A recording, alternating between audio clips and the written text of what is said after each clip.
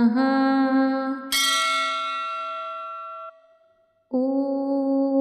श्रीं ह्रीं क्लीं कमलवासिन्ये स्वाहा।